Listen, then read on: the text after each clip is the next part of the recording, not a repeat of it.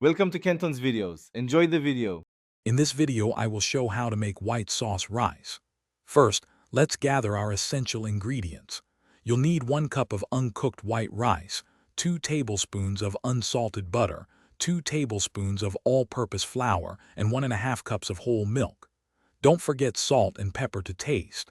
Having these items ready ensures a smooth cooking process from start to finish. A good quality saucepan and a whisk are also key tools for success.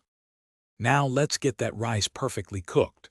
Begin by rinsing 1 cup of white rice under cold water until the water runs clear. This removes excess starch. Then combine the rinsed rice with 2 cups of water in a saucepan. Bring it to a boil, then reduce heat to low, cover, and simmer for about 15 minutes.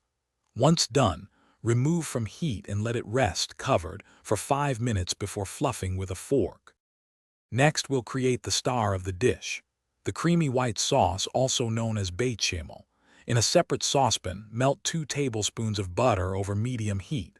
Once melted, whisk in 2 tablespoons of all-purpose flour to form a smooth roux. Cook this for about 1 minute. Then, slowly pour in 1.5 cups of warm milk, whisking continuously to prevent lumps. Continue cooking and stirring until the sauce thickens beautifully. Finally, let's bring it all together for a delicious meal. Season your thickened white sauce with a half teaspoon of salt, a 1/4 teaspoon of black pepper, and a tiny pinch of nutmeg for extra depth.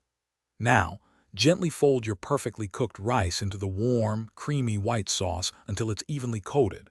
Serve this comforting white sauce rice immediately as a delightful side dish or as a base for other meals. Enjoy your homemade creation. Thanks for watching. Consider subscribing if we helped you.